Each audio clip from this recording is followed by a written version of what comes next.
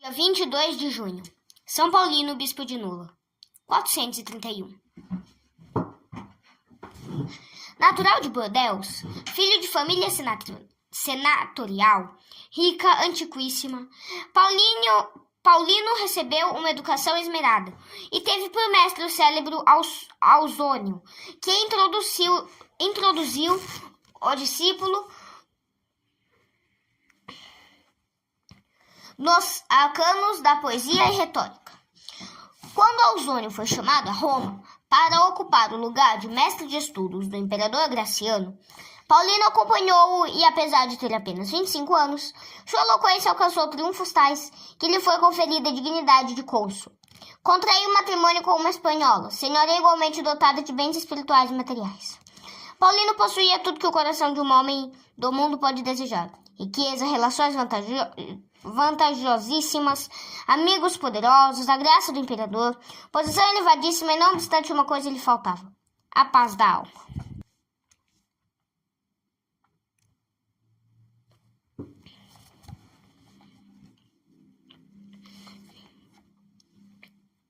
As insistências de Santo Ambrósio de Milão, de Martim de Tours, de Delfim de Bordeaux e aos rogos da Santa Esposa, resolveu receber o santo batismo. Com a recepção deste sacramento, operou-se em Paulino uma transformação completa. Desceu das alturas da posição, deu grande parte da fortuna aos pobres, doentes e igrejas, e retirou-se a uma vivenda da Espanha. Na Espanha. Lá viveu com a esposa querida e a felicidade tornou-se-lhe completa, quando esta lhe deu um filho. Deus quis atraí-lo todo a si. Exigiu-lhe o sacrifício do primogênito. Os amigos, escandalizados pela vida retraída de todo o mundo, afastaram-se e abandonaram-no. Os parentes envergonhados subjugaram-no, por ter desmerecido a nobreza da família. Os próprios empregados julgaram-se no direito de dizer-lhe chalaças. A tudo Paulino tinha uma só resposta: se eu agradasse aos homens, não poderia ser servo de Cristo. Gálatas, capítulo 1, versículo 10. E sendo caluniado, dizia: ó bem-aventurada vergonha de com Cristo a desagradar ao mundo. Os amigos verdadeiros, porém, Santo Ambrósio, Martim e Jerônimo, defendiam-no com denodo, e muitos homens dos mais ilustres do império recebiam visitas na solidão. Para fugir totalmente às honras e elogios do mundo, e também aos amigos, resolveu fixar a residência em Nola, onde se achava o túmulo de São Félix, a quem guardava terna devoção. Livre de todos os compromissos de família, em Nola se estabeleceu, e dando o resto de grande fortuna às obras pias, lá viveu reservando para si a pobreza. A santidade de Paulino, porém, fez que as pessoas de todas as classes lhe procurassem o eremita de Nola, e pedissem que as aceitassem como discípulos. Quando morreu o bispo de Nola, sacerdotes e o povo unanimemente manifestaram o desejo de ter Paulino por sucessor. Este se opôs quanto pôde à aceitação da dignidade episcopal, porém mais forte que essa relutância era a vontade dos nolenses. Como bispo, Paulino foi verdadeiro pai e pastor, e principalmente grande amigo da pobreza e dos pobres. Quando um dia um pobre estava pedindo um pão, o empregado lhe negou, por haver só um pão em casa. Pela tarde do mesmo dia veio a notícia que, de 9 navios que eram esperados e que traziam mantimentos destinados aos necessitados da diocese, um se tinha afundado. Vês agora, disse então o santo bispo ao empregado, negaste o pão ao pobre e Deus fez que o navio se perdesse. A santo Alípio, queria pedir a que lhe mandasse o retrato, respondeu-lhe: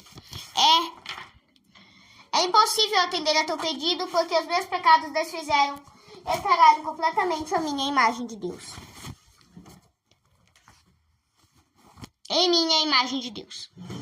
Grande nas virtudes de humildade e liberalidade, Paulino era incansável como pregador, escritor e poeta, e em nada poupou para implantar nos corações dos diocesanos um grande amor ao Santíssimo Sacramento.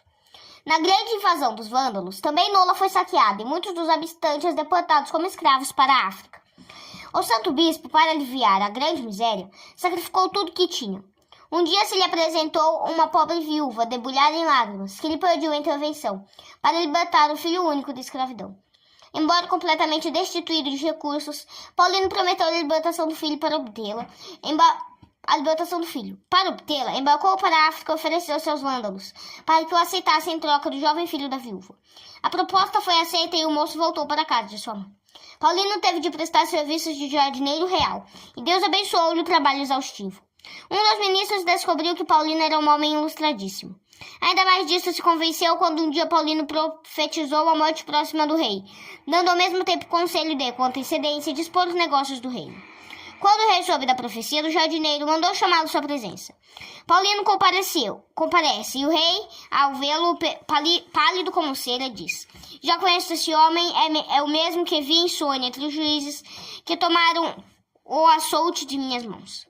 Só com grande relutância, Paulino fez declarações relativamente à sua pessoa, e porque se achava na escravidão. O rei, admiradíssimo de virtude tão extraordinária, restituiu-lhe imediatamente a liberdade, prometeu-lhe atender o pedido que fizesse, fosse qual fosse. Paulino pediu libertar todos os diocesanos da escravidão.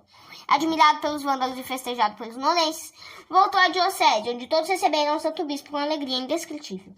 Paulino morreu 22 de junho de 431, e os anjos levaram-lhe a alma ao céu.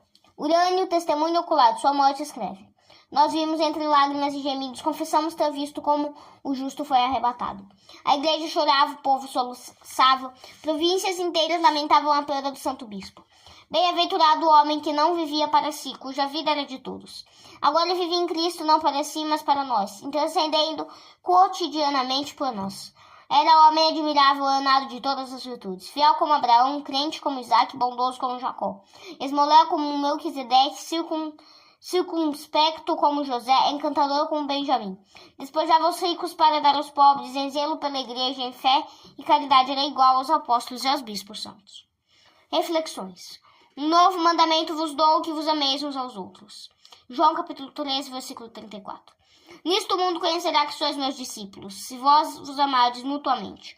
João capítulo 13, versículo 35. O mundo não reconhece essa lei de Jesus Cristo, por isso no mundo não há caridade. Ao lado de uma filantropia vaidosa, orgulhosa e cheia de basofia, vemos o ódio desenfreado, a vingança implacável e a especulação desapiedada.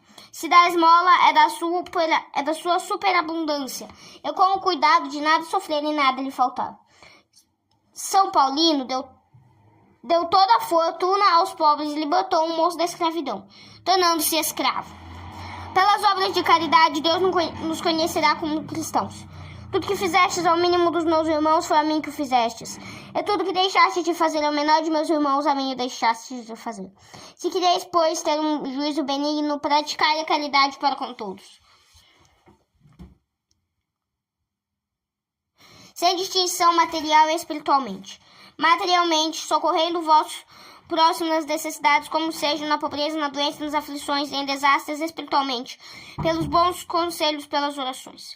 Praticai as obras corporais e espirituais de misericórdia. Bem-aventurados os misericordiosos, porque alcançarão misericórdia. Mateus capítulo 5, versículo 7.